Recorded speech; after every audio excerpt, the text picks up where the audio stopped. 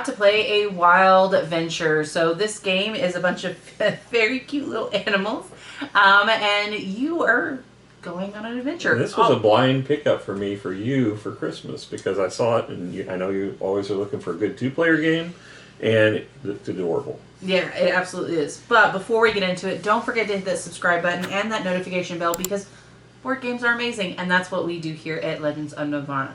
Now, quality components, cardboard money. Do you want me to talk about the game first? Oh, sure, you can do that. Tell us a little bit more about Okay, a wild I will. venture. Thank you for asking. A Wild Venture is a 2025 release. It has a Board Game Geek rank of 2461 and a rating of 8.0. 1 to 2 player game, as I mentioned. 40 to 60 minutes in length. That's probably okay. I don't remember exactly how long it took for us, but we probably were a little bit on the slow side. Well, Yeah. there was a lot of choices you had to make. Yes. Age 10 and up.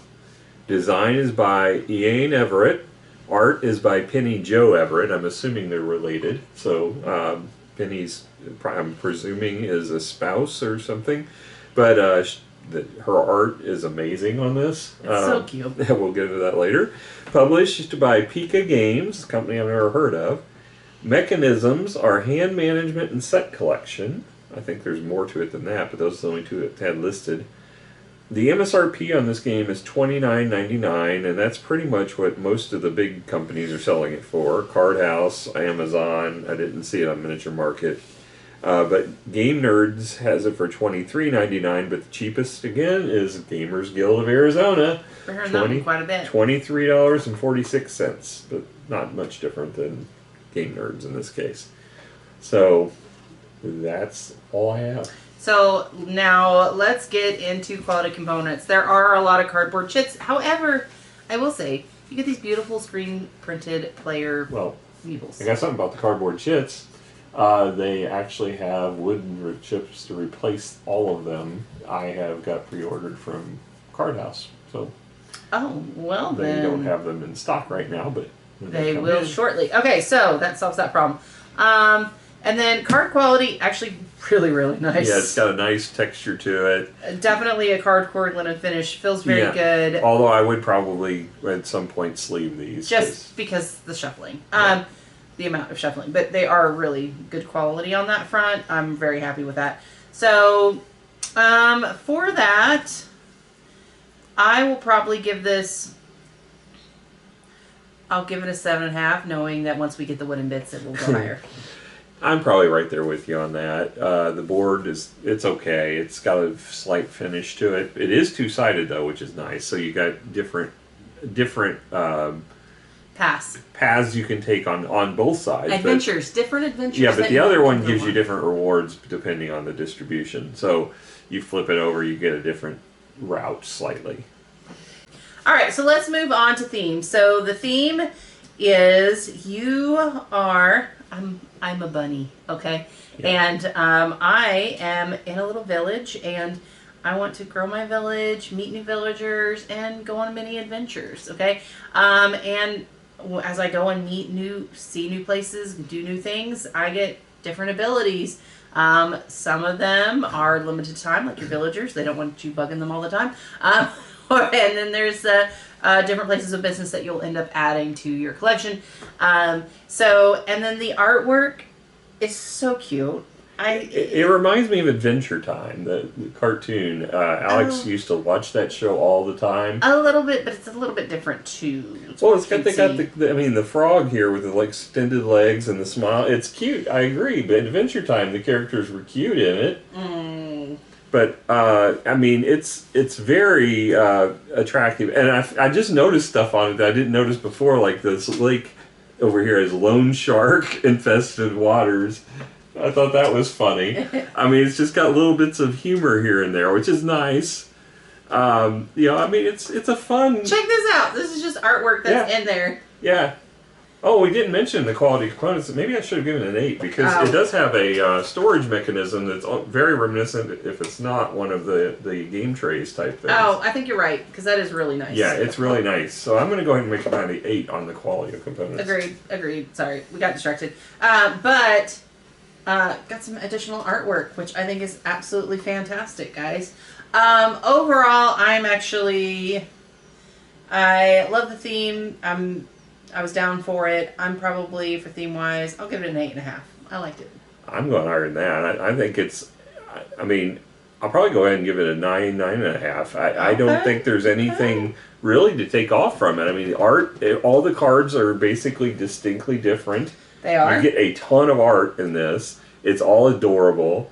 And you know the whole premise of going on these little excursions to get your resources and gather up stuff, and the way you're building your tableau, I think it all fits very well.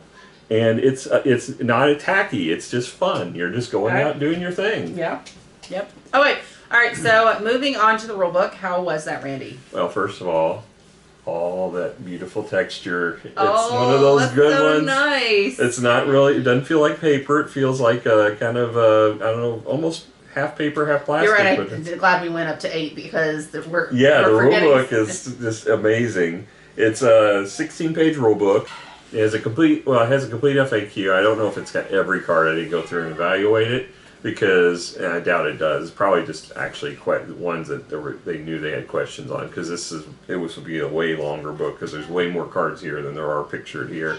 And there's also an expansion setting where you can basically swap. There's two different sets of cards you mix in, and you choose one to play with. We mix the basic one in, but they have an advanced one that you can mix in instead. So there's more cards probably than what's on here. But this is really helpful when you're looking for something. All right, as far as the rulebook goes, you've got kind of a basic background story at the first. It's got a table of contents. Don't see that often in a rulebook, especially when it's only 16 pages long. Component list, showing all the pictures, the way it should be. Setup is numbered, very easy to set it up. You have to just follow the numbers, but there is a lot of setup for this little of a game. It doesn't take long. There's not that many pieces, but it's still like 13 steps in the process. There's the game overview, which is just a little blurb, and then the turn sequence, which is really already on your cheat sheet. You don't even really need to spin. I mean, you can have one person read it, the other person can just look at the card and be explained if there's like any questions. There's the free actions you can take and how you end your turn, all in here.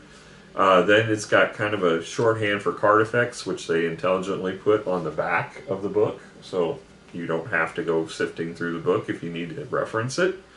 The adventuring is in here as far as how you move through the board, and the iconography. That's the one thing that isn't on the cheat sheet. There's the iconography, but it's pretty self-explanatory for the most part. There's a few that are a little more questionable.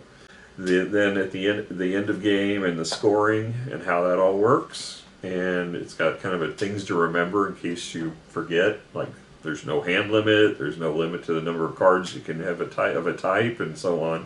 Those kind of things, because those kind of things people ask all the time. And then there's the optional variants that they have.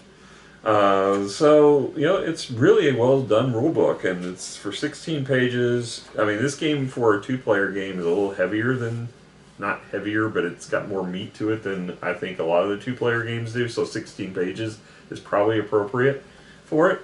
And you're going to love reading it, just feeling that texture if you're like me. So, I'm going to go ahead and give this one a 9. Okay. All right, so let's move on to gameplay. So you have your hand of cards, but you have 2 main actions, okay? You can either play a card from your hand. That does cost money to do that. That is in the upper corners.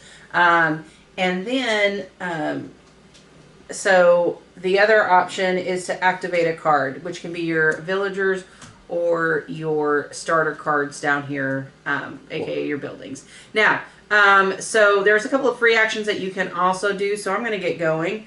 I have some really nice building cards to play out right out of the gate, so I'm going to do that, but I actually don't have enough money. But I do have a villager that gives me 4 money, so I'm going to do that. So I'm going to trigger my villager. So I'm going to spend a token off of that, because that's how many times I can ask that villager to do that thing. before they get grumpy with me. All right, so I get 4 more coins. So that's one action. And then my second action is I am going to play the community center. When I play a rabbit card, I can invest 1 when doing that. So 3, 4, 5, 6 money. All right. There we go. And then that is my 2 actions. Now, when I'm done at the end of the turn, I reach, if I'm at the end of a path, I'll go back, but I'm not done at that time. And then one at a time, check my villagers if my villagers and gear cards are empty. I only have 1 villager. It has tokens on it, so I do not have to discard them. Randy, it is now your turn. All right, so first I'm going to trigger the Warren, which gives me 2 money. And then I'm going to spend 2 money plus the 4 money. I get 5. You start with 5, so I've got 4 money here. And I'm going to play this excellent investment opportunity. Ooh. It gives me a free action every round if I want to trigger it for 2 money gain. And I get to use it 5 times. Now the thing is these all have temporary usage, but when you finish them, when you remove them, they go into your scoring pool. So you won't score them unless you actually burn through all the usage tokens. But it's kind of nice because you get the benefit of the card and then you get scoring for it at the end of the game. All right. So that was your 2 actions? Yep. All right. So I am going to use my rabbit again, and then now I'm going to gain 4 coins. 4. That puts me at 6 again. Perfect. All right, so I'm going to play this, which is when I play a frog card, I can invest 1. I'm going to be a heavy investor this game. So there's my 6 coins. That was my 2 actions. However, this is now empty, so I am going to flip it and I'm going to tuck it. I typically tuck it under my player aid, just make it a little bit. Technically, the scoring card is designed for that. Oh, okay, perfect. So all right, so I can do that. So that's tucked, now, and then that's the end of my turn. The important thing about that is in the basic game, you do not ever get to look at those cards because there's multipliers based upon the combination of cards you get, but you have to try to remember that because if you tuck it, you never get to see it again. So if you're trying to collect and you may end up thinking you got way more than you do or way less than you do, and you find out, like last time, you had a perfect balance. That was very impressive. I know. And I had like way too many of one and way too little of another that I thought I was doing well on, so I ended up scoring a lot less points on it. Well, what I thought that was going to be my most was actually my least. Well, it was tied for my least. Yeah. So, I mean, it was like 7, 7, 8. Like I was really, right. I was tight. Like I was counting the whole time how many of each I was right, playing. And I had like 9 and 3, I think, or something. Right, and then my high and low. I totally got way more points than you. Yes. All right, so I'm going to, first of all, take my free action. Doesn't cost one of my actions to get 2 coins. So I'll take my 2 coin. And then...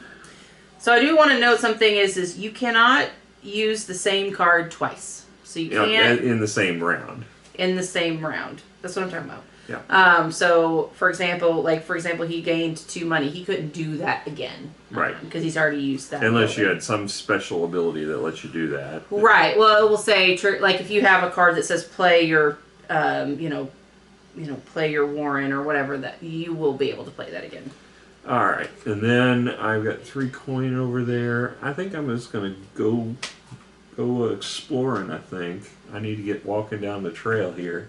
So we both start at the home, and we can choose which path we want to go. So I'm going to go this way, and I'm going to get 5 coin to go with mine. Ooh, nice.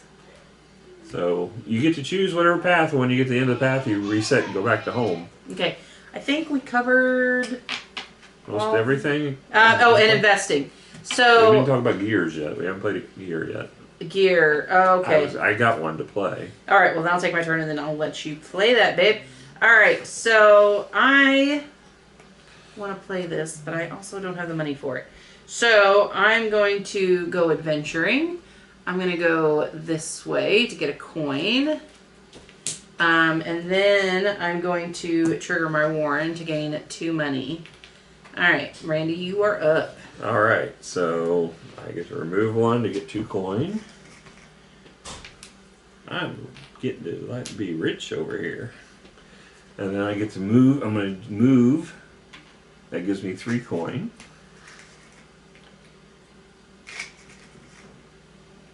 And then I'm going to spend 5 coin, and I can create a row up here on top that's my gears. And this one is a crowbar that lets me open a silver chest, which I happen to be heading towards. So I pay 5 coin, and I now have a crowbar to open that chest. But for 3 usages? 3 usages. And the money is 2-sided, so you have a value on one side and a bag, which is the usage. Now, it doesn't really matter. Now, the difference is when you use gears, when you take the money off, it goes in your supply, versus your villagers go back to the bank. So do note that when you use the gear action, you take that money into or your if bank. an opponent has a way. Oh, yeah. And that's the other thing. Gearboxes can also be triggered by your opponent. And in which case, like, for example, if I ended up opening a silver chest, I would take the money off of his. So there's that piece of it as well. All right, I think that covers all the things. I actually really like this game. I have a lot of fun. It's kind of like a little bit of reminding me of Everdell, but not quite. There's a lot more adventuring. There's more engine building and playing. Definitely a different look. It gives you the same feel, but definitely very different mechanics. I was blown away by this game. For being a 2-player game, I was not expecting much.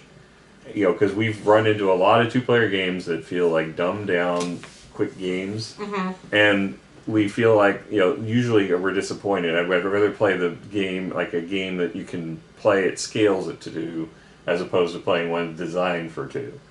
This one, I think, is excellent for a 2-player game. I mean, Mm-hmm. it's well designed, it's fun, it's thematic, it's, you know, really lighthearted, and you don't feel like, you know, you're attacked, but you're trying to do the best thing you can to get your scoring.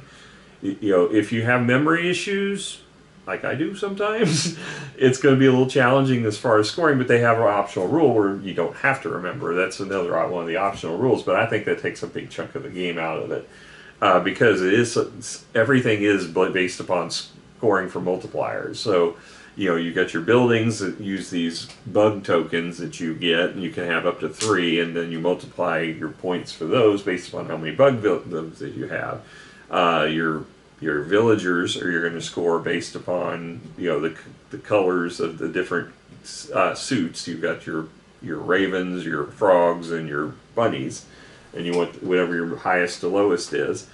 And then it's like, okay, well, that gear is no longer doing me any good, but now I thought that was one of my ravens, but it wasn't, you know. So yeah, I think it's a real interesting game, you know, as far as how it works. And to me, matter of fact, I did a video for another channel where they were saying, what was your pick for best game you played new to you in January of 2026? This is the one I picked. Yeah. So it was definitely a surprise, but it was a good one. Score. I'm going to give it a 9. I really enjoyed it too. I'm probably at an 8.5. You liked it more than me, but not by much. So, well, guys, we had an absolute blast. We are actually going to finish this game because I want to, and I really love what's in my hand right now. So, but we hope that you can come hang out with us again. We love having you guys. Check us out later. Bye. Bye.